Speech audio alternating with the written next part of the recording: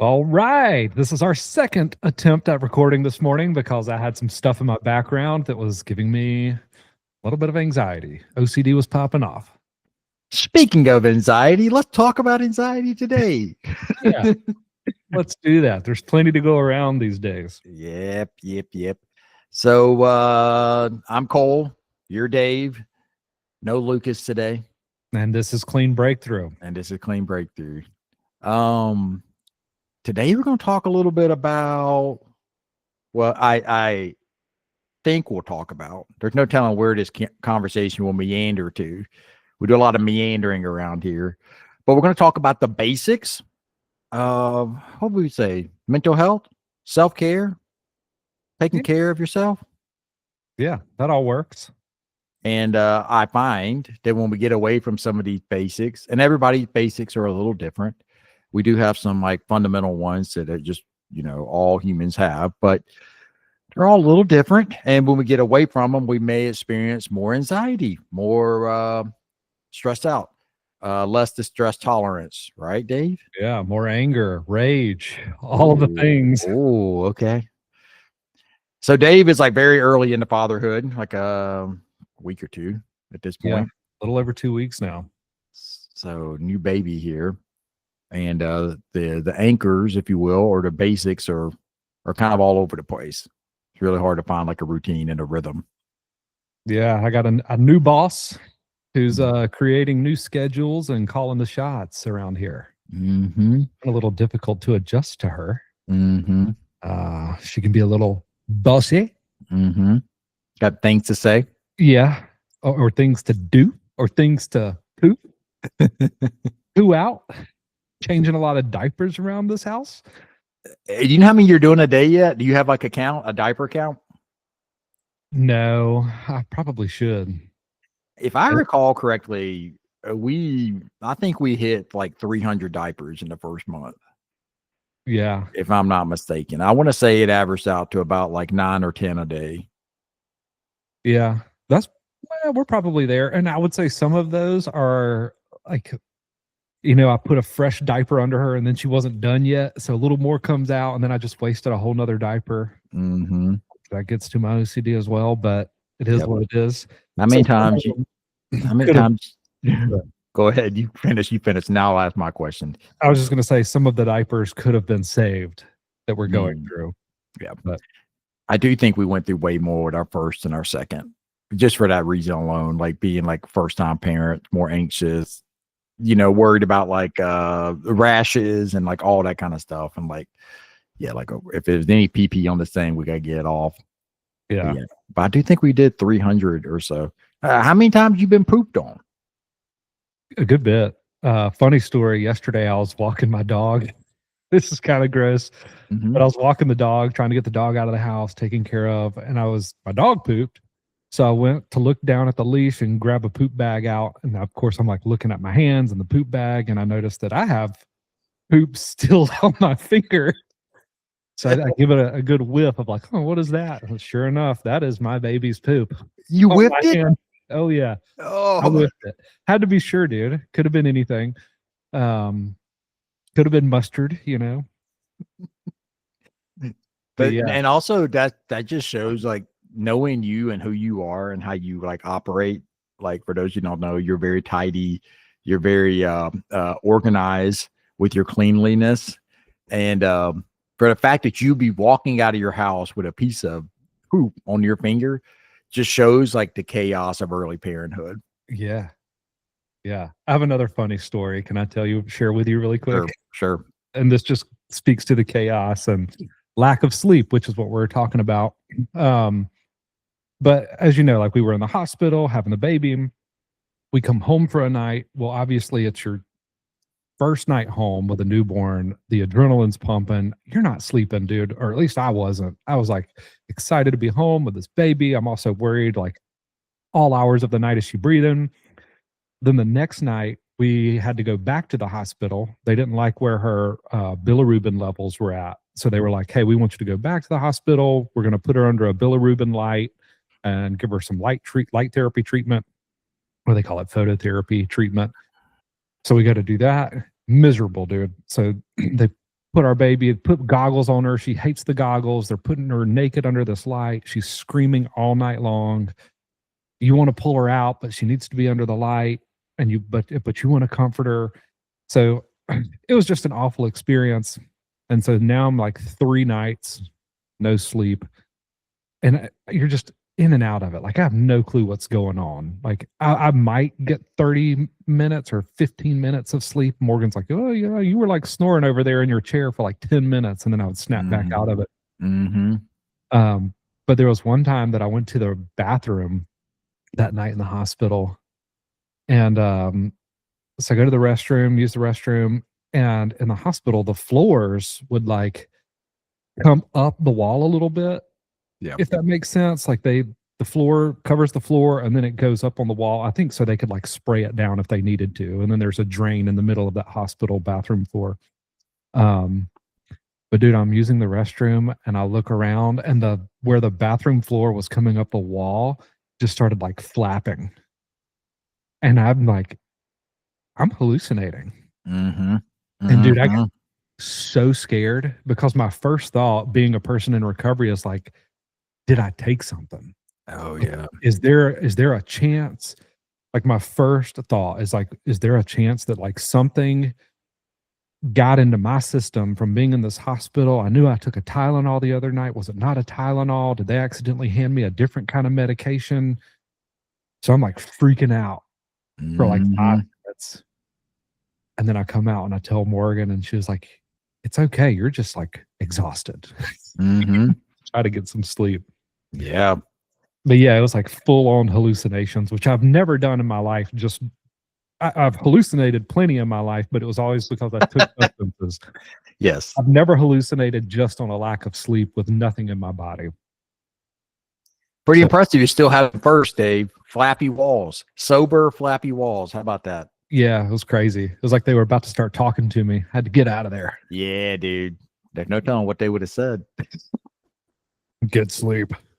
I feel like I probably had some hallucinating too. At the very least, like a lot of just like anxiety when you're talking about being really worried about her breathing through the night and all that. Like I remember struggling that a lot. My wife really struggled with that a lot, like worst case scenario and getting really paranoid and worried and, you know, kind of getting a little disconnected from reality because like such a lack of sleep.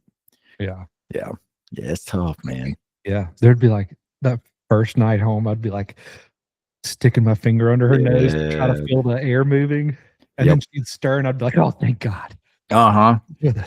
Yeah. That'll keep happening, by the way. Like that even happens with my kids as old as they are now. Like whenever we have, every now and then, like I'll see him or like sleeping or go to like pick them up and they feel like dead weight. And I'm like, oh my God, are they a lot? You know, you get real panic just because you care and love them so much, you know? Yeah, but that'll definitely like keep happening. But it's way worse when they're little babies.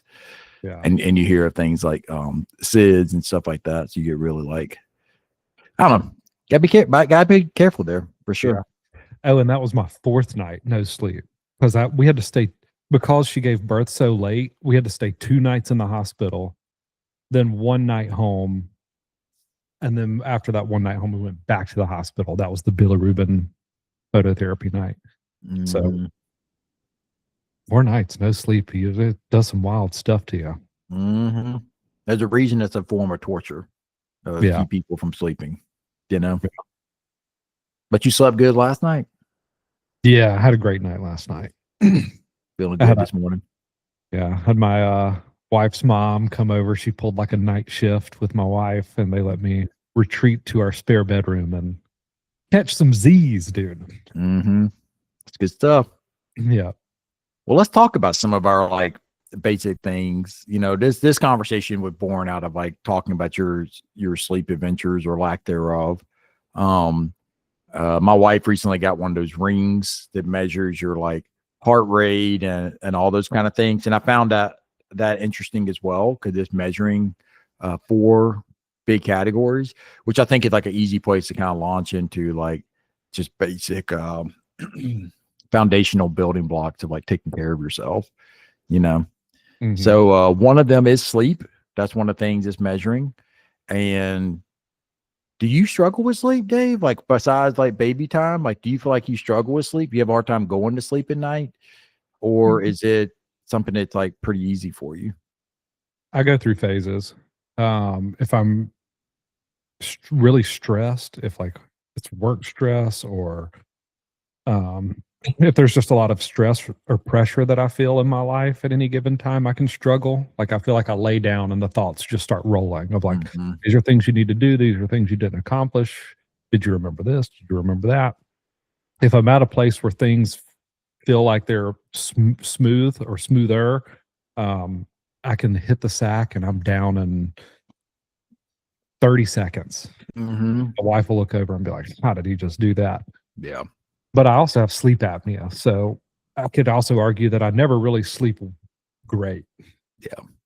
Yeah, we've heard some wild stories about Dave's sleep adventures and the sounds he makes. Are you getting your sleep apnea treated at all, or what are you doing right now? I'm going to this year. Yeah. This So is I've, the year? well, I've done things in the past. I had all those surgeries Yeah. and they were saying the surgeries would help it. So like I had an adenoid, my adenoids removed, my tonsils removed. I had a turbinate reduction. They repaired my deviated septum. So they like did 4 different things to try to fix this problem. Unfortunately, I still have it. So it's time to get on a CPAP machine. Is that what you think you're going to do? CPAP? Yeah, I think so.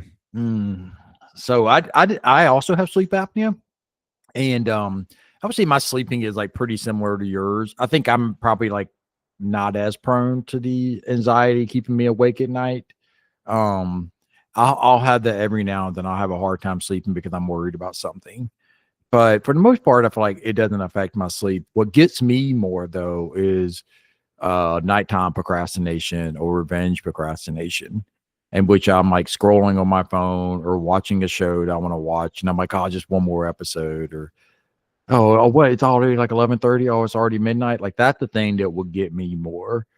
And so that is something I've like had to like put steps in to try to like, I don't know. First of all, I've had to admit that it's a problem because Mhm. I kind of like it, but then I don't like it when I wake up and I'm like super groggy in the morning because I didn't get enough sleep.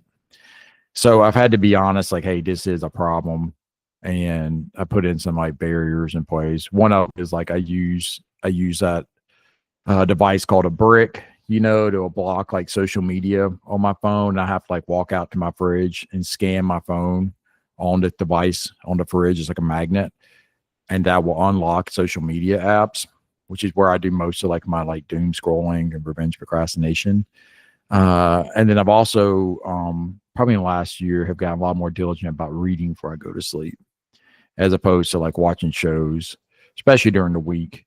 And that'll get me like sleepy way quicker, like reading an actual like paper book, so I'm not like just staring at my screen or had to like desire of like reading my Kindle on my phone. I'm like, well, maybe I'll get on YouTube and whatever.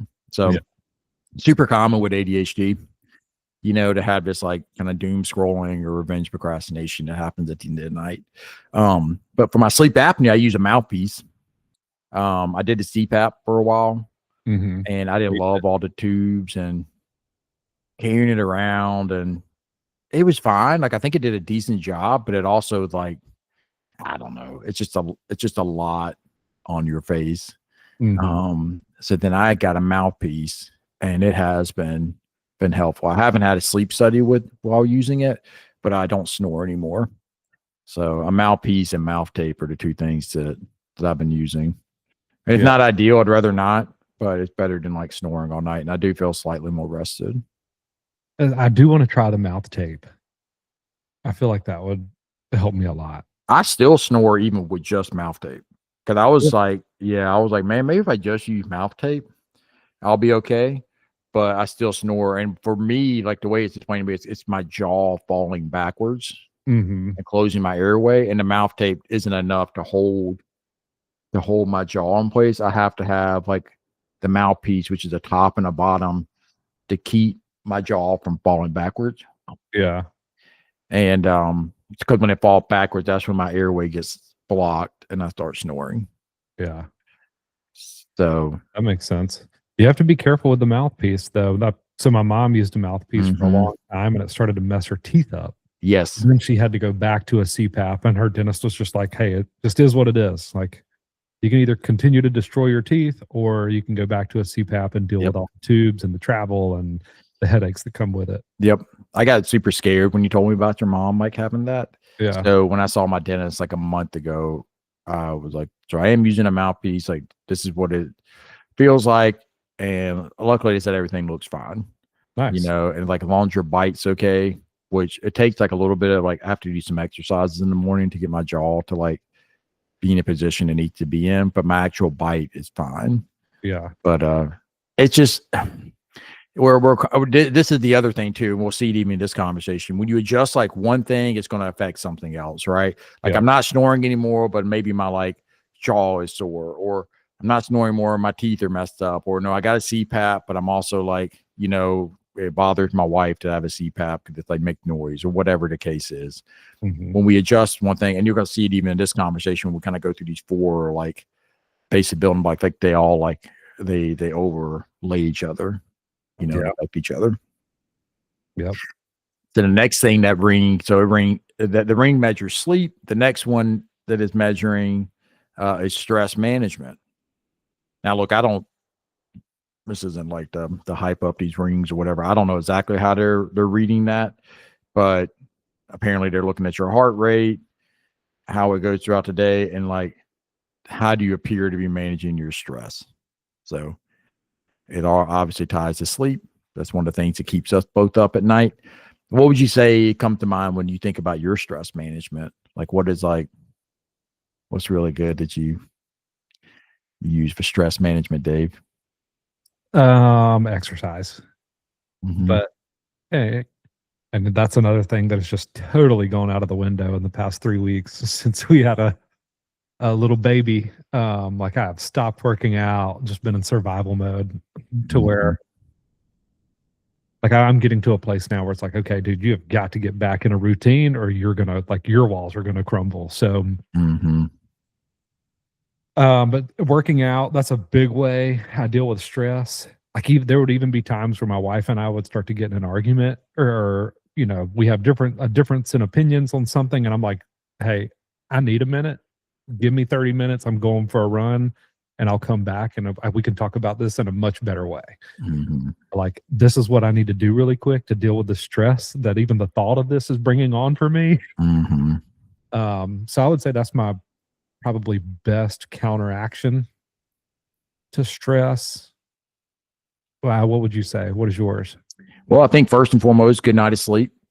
Yeah. Like, if I have good sleep, I end up being more patient, more like compassionate to others, compassionate to myself, and that's a big part right there. Exercise is huge for me too. Like, I really enjoy that, so I'll do a different one. I think two come to mind for my stress management. One is like hobbies. And for me, I like hobbies that have like tangible change to them. I'm a therapist by nature, or by profession, and it's really hard to see tangible change with my work every day. I know it's happening, right? But it's just not as obvious. So I like building stuff, from Legos to like stuff in my like woodworking type of stuff in my backyard, home projects. They can create some stress, particularly like more the home project side of it. But for the most part, it really helps me to feel productive, helps me to feel like I've like accomplished something, and getting like that dopamine hit from like tangible change. So building stuff, Legos, playhouses, bookcases, you name it. Yeah. And then the other really simple one I do is I write. And I've changed my writing to where it wasn't just like doing journal prompts. Instead, now I'm doing something my wife had told me about called the morning pages, where you just sit. And for me, I usually put like a time limit on it because I just help with my own like anxiety in the morning. But you're supposed to write for at least like 3 pages or up to 3 pages, just whatever comes out. And I don't always hit 3 pages in my notebook, sometimes just a page, page and a half, whatever.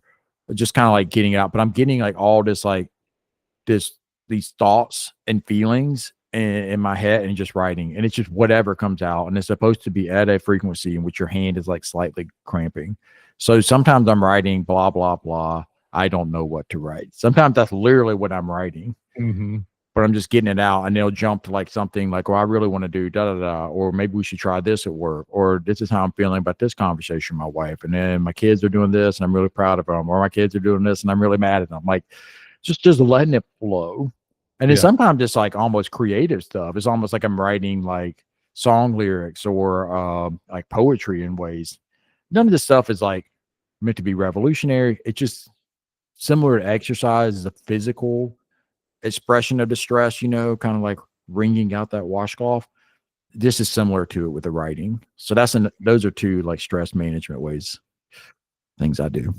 I like that a lot. I like the writing component. That is something that I struggle to do, but I feel like it'd be very helpful for you knowing your mind and how much runs up there in that noodle of just like kind of getting it out. And then I feel like you have more clarity as a person of like how to proceed with the challenges you're facing after you just kind of get that messy first draft out, Yeah. The closest I come to that is just creating lists. Yeah. Like if I get really anxious, I start to create lists of things that need to get done, and then I prioritize that list, get it in an order, and then that calms me. It gives me much more of a sense of control of like, okay, this is the plan of attack.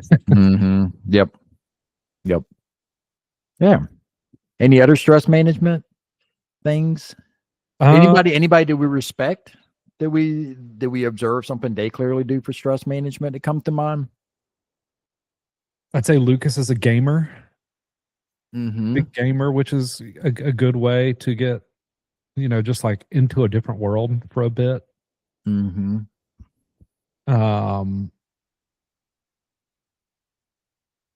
ways of managing stress.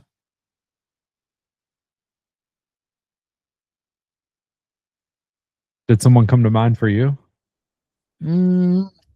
Let's see. Yeah, I have two friends that one of them is really into like yoga, and it's more like the traditional like Zen type of person, and they do a lot of that for their stress management.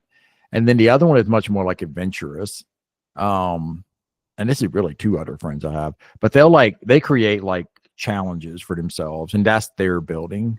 So for one of them, like his whole thing was he wanted to fish every stream and Great Smoky Mountains.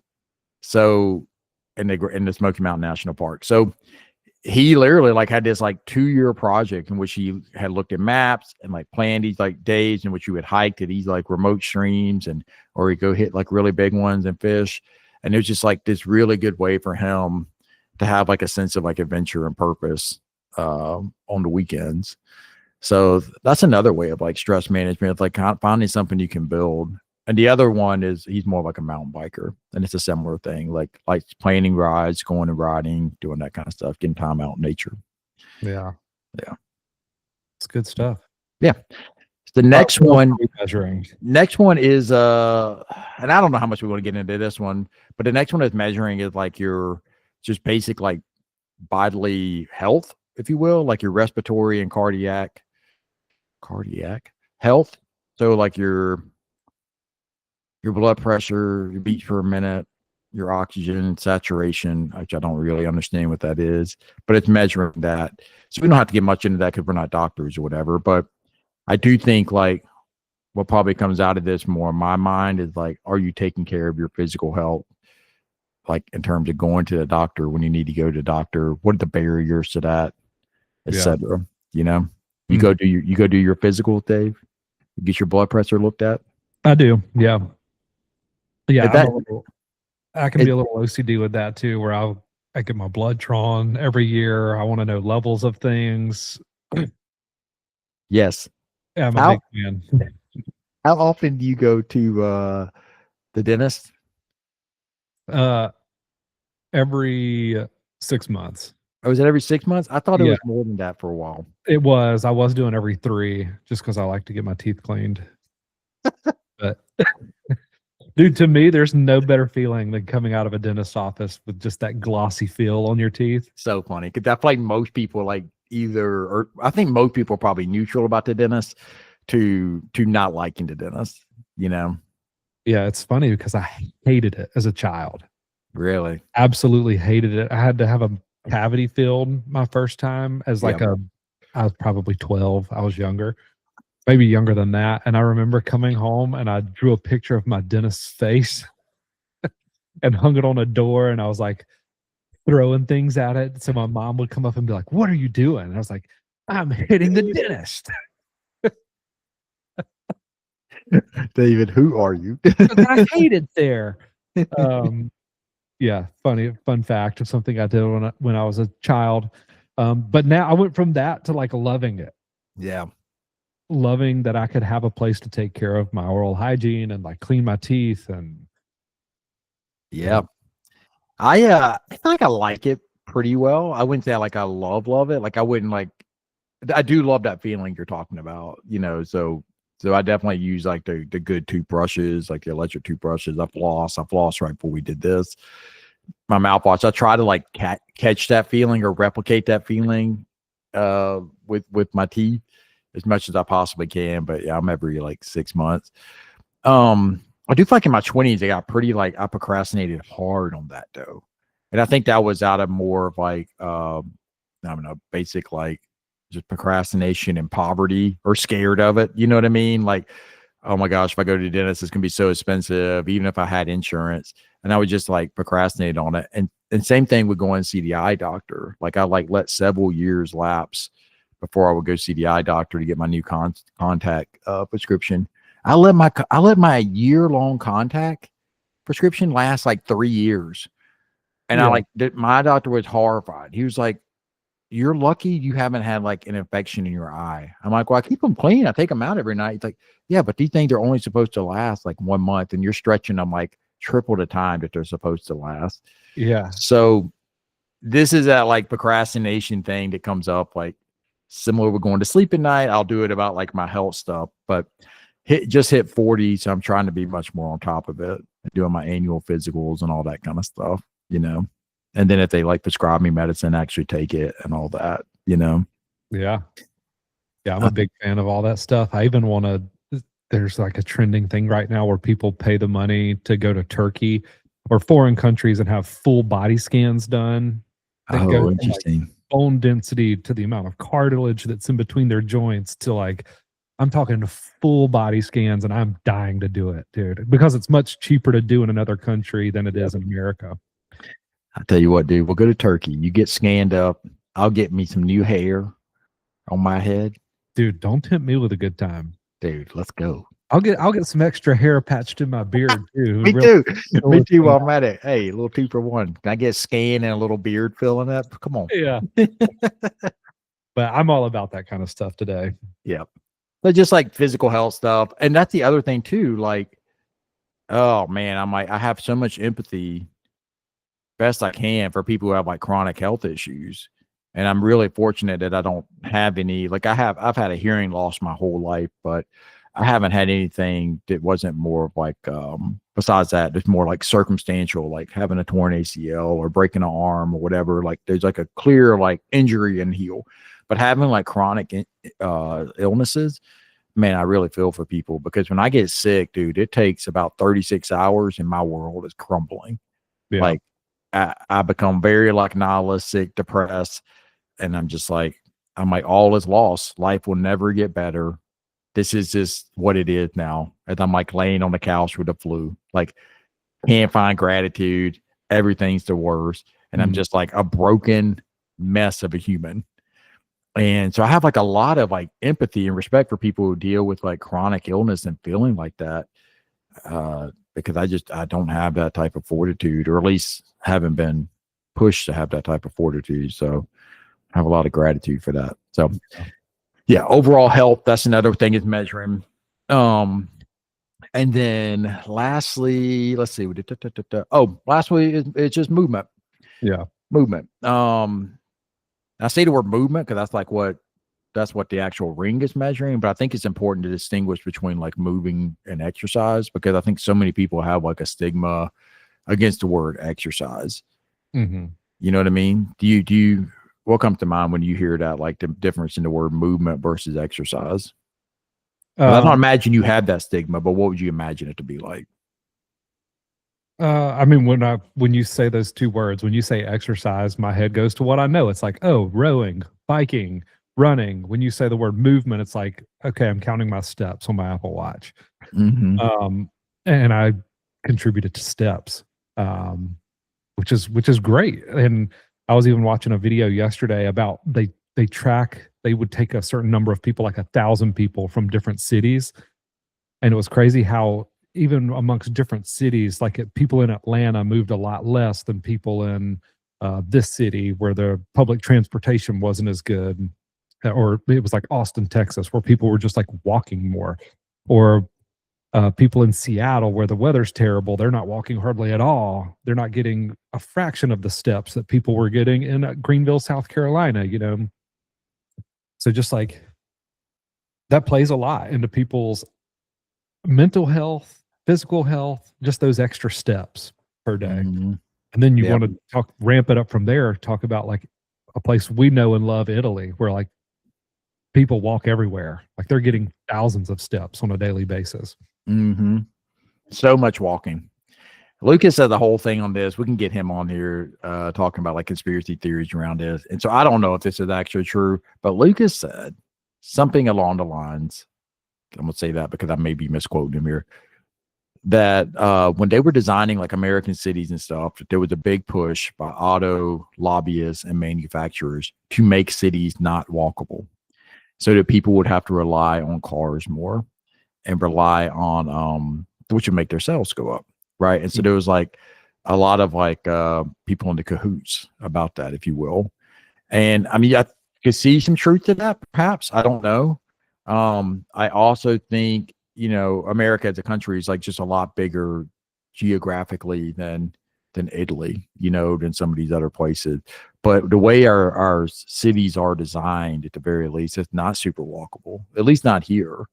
Yeah. And you think about like when you go like to Europe, and you're doing a lot of sightseeing and all that kind of stuff, and you tend to stay in like pretty urban areas. So you could do this even in New York, right? If you're in a super urban area where you're going to walk most of the time, walk to get your groceries, walk to dinner, walk to get a coffee, whatever. That's a lot harder to do here, and we're usually like traversing like just like walking like around our neighborhood on sidewalks, or we're walking through a parking lot that could we just happen to have a Starbucks like, you know, 200 yards away. So I don't know. I think there's a lot to this like movement and walking thing. I don't think it's just that though. I think if you shift your mindset, exercise can be this like really like scary thing. Just like, oh my God, I have to like burn so many calories, or I have to like push myself to the point of almost throwing up, or this really extreme mindset. It's really all or nothing. I think a lot of people have when it comes to exercise. And if it's all or nothing, I think the sad reality is most of us settle on nothing. It's like, I don't want to like feel like I'm, you know, having cramps or, you know, about to throw up. So I'd rather just not do it. Movement, on the other hand, I think is more of like what we need to be striving for. Just like, are we moving our body? Even if we're just like going outside and like gardening and like doing some stuff around the house, you know, just thinking about it from that way, that mindset shift is a lot less punishing. And instead it's just more of like just moving your body a little bit, you know? Yeah. I want to go back to our cities not being built to walk. Because fun fact, that was the purpose of the Michelin star and the restaurant. So the Michelin star was brought on by Michelin Tire. And they would give stars in different cities that were further apart so that people would have to travel, which burned up their tires, which would make them have to purchase more tires through Michelin. So that was all done. It wasn't just to prove which restaurants were the best. They picked good restaurants, but it was just to get people to drive more, to buy more tires. And now it's like a huge thing. If you have a Michelin star in a restaurant, you're huge, killing it. Huge thing.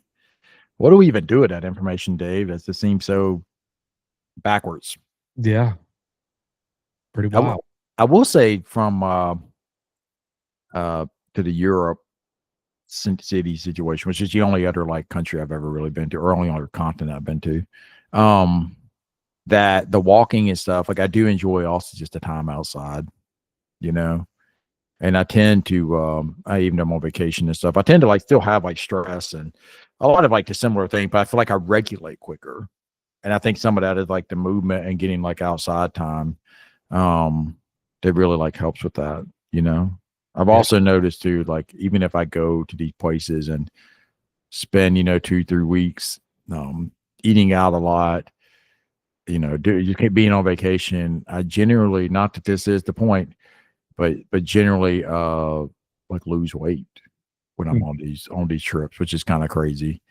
Not that weight is like a direct correlation to health. I'm not saying that at all, but definitely like moving a lot and burning more calories. Yeah.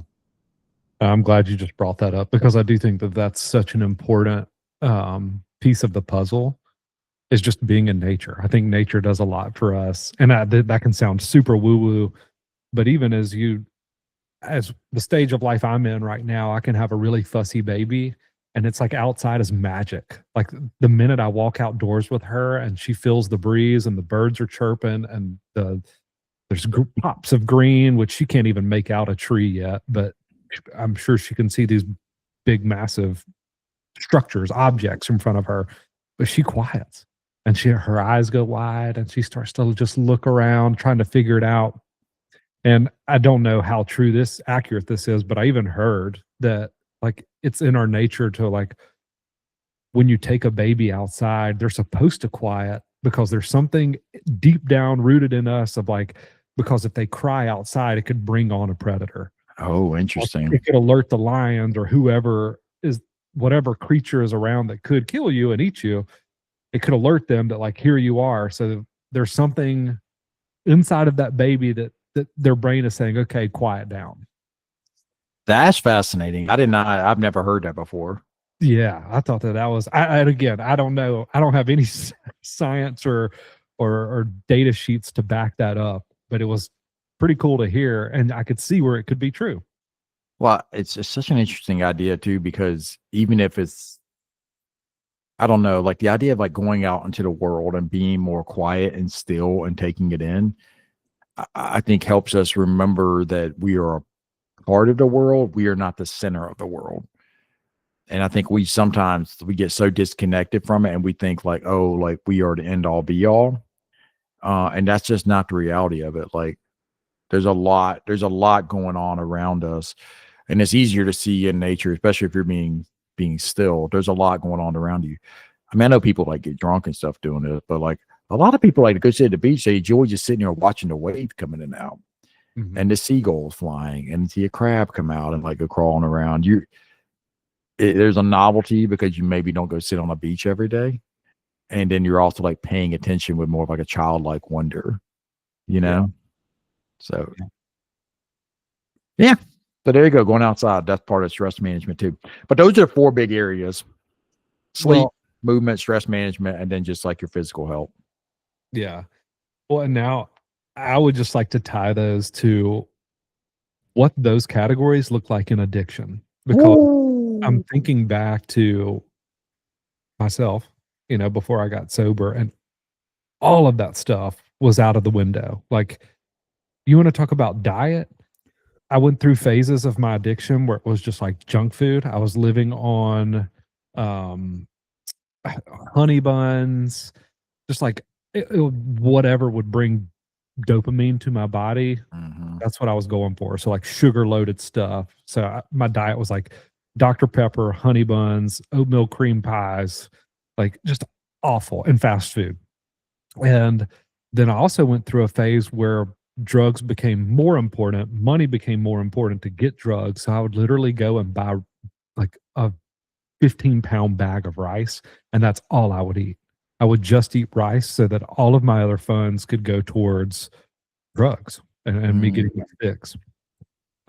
Never worked out. I became like a hermit. I stayed indoors, peeking out blinds, scared of the world, scared that I would get arrested or someone was trying to rob me, or so fear was created to keep me inside, not out in the world, not outdoors, not exercising. Um, so like any shot that I had of good mental health strategies were just flushed down the toilet. Mhm. but also like it can help you have like a lot of empathy for people who are struggling with addiction and like how they behave. And a lot of times, like it's very like self-centered or just kind of like erratic and just like insane. And you're like, yeah, because like just the basic building blocks of like what you would build any type of like sanity are just crumbling. I mean, the amount of times we have guys that come to our program to the physical health part that have not been to a doctor in years, have no idea what their blood pressure is, have no idea like, any of that stuff, or have lost a tremendous amount of weight, which is pretty common because of just, all the substances they've used. Or don't have a clue how many cavities they have, but their teeth that are was the other bleeding. one. Yeah. Like we have had guys who have teeth that are like soft as gummies Mm-hmm. because they have not been to the dentist so long. So it's just like completely out the window. So the stress management, the physical health, all that, it's just like it's non-existent. Well, because the addiction is like preying on that. Yes. Yeah, it's saying to your brain, like, let's kick all of this stuff out so that you rely on me. Yes. Like, let's get rid of all of these other things that are like somewhat healthy for you, because I need you to solely rely on what's in the bottle. Mm-hmm. And I tell parents this all the time: is you would be amazed at how much changes for a human being once you just change their diet, their sleep, and their exercise. Yeah.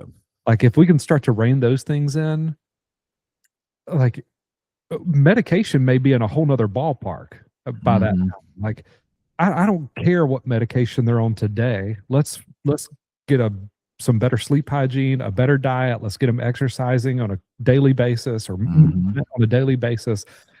And then we'll start to figure out where a baseline is. But until that, forget baseline. Like, forget like trying to stack on medication to someone who's been constantly using drugs or alcohol, has no good diet, no exercise, hasn't been out in nature in months. Like, what are we talking about? Yeah.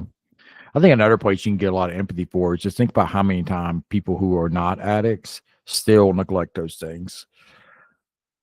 Yeah. And, so it's easy to be in a judgmental place of like, God, they don't take care of themselves. And I mean, most people I know go through times in their life in which they have neglected their physical health or their dental health, or they're not getting enough sleep, or they're not moving. Like, they go through those times and like remember how bad you felt. Okay, now imagine like not only are you not doing one thing, you're not doing like all four of these things and then some. And you also aren't even really aware due to how the substances are affecting your mind. You're not even really aware that you need to do those things. Like, what would that look like? And that's a place that for me it helps to go to and like consider to have empathy for the people who are struggling with that. Yeah. Absolutely. So, yeah. Interesting stuff, Dave. What else do you want to talk about with that? God, there was something else that was on the tip of my tongue, and now I'm blanking on it. It was something you brought up that I wanted to expand on. Now I can't think of what it was. I was rambling for a while there about like taking care of yourself, how addiction affects it. We all struggle with being consistent with those things. Yeah. I don't know. I think I lost it. It's all good. I don't know. I think it's just an important thing to remember, especially this time of year when so many people are making these like wild resolutions and like trying to like turn over a new leaf. It's just like keeping the basics, you know. And if you're able, that was the other thing I caught it. So it was also just to pinpoint out that like, even if you're starting those basics back again, how long it can take to feel the effects of them. And I think a lot of the guys that come to our program, they're like, well, no, I've been doing what you told me to do for 2 days now, and I still feel like an anxious wreck. And I'm not sleeping well, and I hate groups still. My therapist isn't doing anything for me. She's just speaking jargon. And it's like, dude, you got to give it a break, dude. Like, it's going to take some time. And it's that age old saying of like, hey, if you spent, how long were you using and drinking for? Oh, 6 years. Oh, and you want to like immediately feel better 2 days after drinking and drugging for 6 years? sorry, champ. Yeah. It's not going to work out like that. So That's important for families to hear too, like to adjust the expectation and to also realize that it goes up and down. You may have like a bit of this like pink cloud when you first like get a good night's sleep. I'd argue you're on a pink cloud right now today, David. Like you're 2 weeks in to having a baby. You got a decent night of sleep last night. You're like, life's good, baby. Life is good. You know, it's a pink cloud right now. And then like, you know, there will be another night in the not distant future where you don't sleep or you sleep very little, and it will be, you know, it'll go down, and then there will be like sustainability. So we even have to coach people up on that of like, hey, you feel good right now, celebrate that. Nothing wrong with a pink cloud. But also understand like there's a good chance that you're gonna still like feel kind of bad at some point here because it just takes time for things to reset, you know? yeah.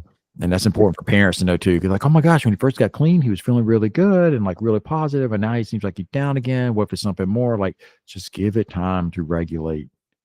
Give it time. Which is life in general. Life in general is peaks and valleys and pressure and relief. It's like a pressure valve, and every once in a while it builds up, and then you get to release some pressure from it, and then it dips down and it starts to build again. That's life. So you add addiction on top of that. Now you're talking about the peaks and valleys just changed to Mount Everest and the bottom of the ocean floor types of peaks and valleys. So a little more exaggerated peaks and valleys. And so it's tough. It's tough to like weather the storm through that and early recovery when you feel those valleys and don't have that substance that got you back to the top of Mount Everest, the cocaine that got you zoomed up to the top. Yep. So, I mean, it's realizing that it's going to take some time and suffering to get through that. And then you're still going to have it, you know, because that's life. But what a beautiful thing, you know, it takes the rainy days to appreciate the sunny ones. Oh boy. Oh boy. Where'd you get that from, Dave? I don't know. A million people have said it before. It was true though, because you know, that first day after you've been sick and you can breathe through your nose, you're like, oh my God, I take this for granted. I think you had sent either you or Lucas sent something funny about like on our group chat about before you have kids, you didn't realize it's not a shot at people who don't have kids, but it was like before you had kids, you didn't realize you were on vacation permanently until you have kids. And you're like, wait, hang on. I had it so easy before. What have I done? Life was a vacation. And you realize how many hours you were just doom scrolling on TikTok. just goofing off all the time. Like, I know. It's been a while for me, but I remember like, golly, like getting up at like 8. I'm like, oh man, it's early. I had to get up early today. And I'm like, bro, I didn't even know what early was. Like, how about just never going to sleep? How about that? And then still like going to work and function best you can. You learn you learn how strong you are though. Yeah. You know, your capabilities at the very least. Yeah. I mean, It's another thing I would take from this experience is that it just affirms, and I've already kind of felt this way of like, dude, if you want to do something, if you have a burning desire to do something, just do it. And like stuff will work out. Like I was so scared to have a kid, but then like you do it and you realize like you're going to figure it out. You're going to figure out how to make things work. And same with like, you know, starting recovery or starting a business or starting like, it's scary, but you figure things out as you go. Yeah. It's like you learn that nothing is permanent. So even if there is hard times and heartbreak and grief, even it's not, at least the intensity of it's not permanent, you know? And even the joy and the happy times, like that's not permanent. Like nothing is really permanent. And that can be kind of crappy in ways and can be kind of anxiety provoking, but it also can be really like freeing in a lot of ways, you know? Yeah. This is off topic, but I want to share one more thing. I would say I'm fine with going off topic. I feel like we've been really on topic today. I'm pretty impressed with us. I want to share one more thing, just because my stage of life has come up a lot, and baby has come up a lot, and I know parents watch this, and I hope all parents get to experience this that watch. But so my mom was with us during the baby's delivery. She was in the delivery room, and I didn't hear the full conversation because I was just so I don't even know the word for it. I was so sucked into what was going on in the moment after the baby was born. But I heard my mom turn to my mother-in-law, and she said something along the lines of, "I never thought this day would come. Like, I was worried for so long that I had this moment with my two older sisters. They've had several kids, 3 kids each, but with David, she was like, I never thought that, I was getting to a place where I worried I'd never see a day where David could have this kind of joy come into his life." Which was special to hear, and also kind of sad that I put my mom through so much. But then a day later, it was our second night in the hospital. My mom had left. Her mom had left. Morgan was just catching up on sleep. I think she had just dozed off, and I had the baby in my arms. Dude, I just started like weeping, and it was almost like a flashback of just like of all of these moments in my life that were like near death, of like near overdoses, DUIs, like driving under the influence, of like all of these times where my life could have been taken, but yet here I am getting to bring a new life into this world. It was crazy. It was like one of the most crazy, grateful moments I've ever had in my life, to be able to experience that, given everything that I'd been through and put my family through. It was just wild. Mm-hmm. Yep. So wild. So that was like the highest pink cloud I've ridden since this happened. Mm-hmm. And it was a feeling that I hope every guy that comes through our program gets to experience one day. Yeah. It's also going to be, you can take it even a step further and think about all those times you almost died. And there was a time when you were that little baby in your dad's arms. Yeah. Or in your mom's arms, like, and that's just like life, you know what I mean? But like if they had that moment with you, which they probably did, and then you put them through hell and back, it's still, that moment's there. So when we see like the dedication and quite frankly, insanity of our parents, supporting their sons who have just like used and abused them, that's where it come from. It's like this very fundamental belief that, hey, you can do more, and you're going to get through this. You can get through this. I pray you get through this. And that's like born in these moments where you were just like a helpless little baby, and like I had this connection. So just so pure. Yeah. And beautiful. Mm-hmm. And then I had the thought, well, one day, are you going to be sneaking back into my house at 2 a.m. smelling like marijuana? I know. Yeah, that's normal too, for sure. For what it's worth, I had that moment with both my girls too. At times, like, and some of it's like you're sleep deprived enough that your defenses are down. You're kind of like, at least for me, like you're kind of like male centric, defensive, like I don't cry, blah blah blah. Yeah, I mean, that completely melted away because I'm like so tired, so worn out, and then just understanding the magnitude, I think is a big word. Understanding the magnitude of what's the heck is going on in my life right now. I realize like, whatever happens, like I am this person's dad, this person's parent, this person's father. Like that's like a pretty sacred thing. And like that all hitting, and then being like so grateful for it. And then also so scared, so worried that you're going to lose them, you're going to mess it up. Also like the adventures to come and like things you hope to teach them. Yeah. Yeah. And so it hits really hard. And it'll hit again and again as they get older. Like it still happens. Like mine are 9 and 6. It still happens with them. Yeah.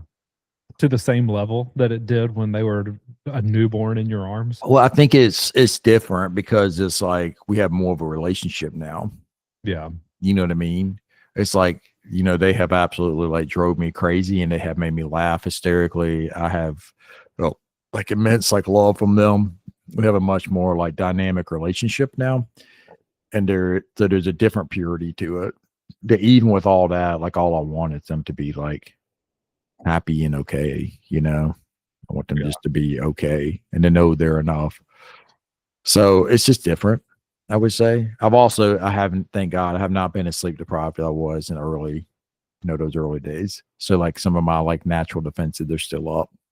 Yeah. But no, we had a really good moment at Christmas. I had told a client to do this for Christmas, to write a letter to his in-laws, because he was experiencing some shame with his substance use and how it impacted them, because he had a seizure, and there was a lot that they had to navigate to help him out at that time, and he still feels like this shame about it, but also this gratitude, and feel uneasy around them.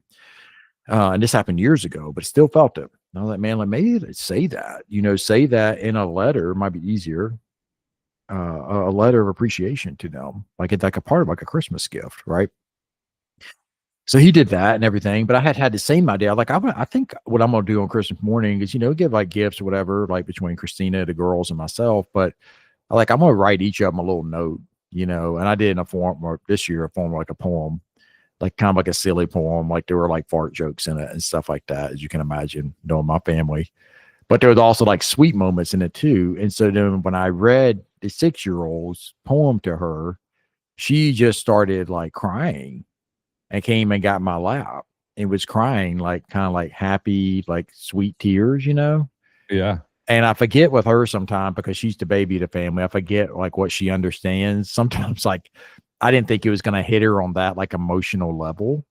Yeah. And that's like a moment I wouldn't trade for anything. You know what I mean? Like her feeling this like love so much that she started crying. That's super special. That makes me want to cry. It was really good. It was really, really good. And like, yeah, so you get these moments keep happening. You just have to be ready for them and like pay attention, that they can happen. So yeah. So that's a long answer to, is it the same magnitude? It's just different. Yeah. That's awesome. I love that y'all did that on Christmas. That's a sweet thing. Yeah. It was good. It was really good. Good stuff. What are we going to title this podcast episode? Man, like the basic building blocks, or the foundations of health. I don't even know, dude. Like, I don't know.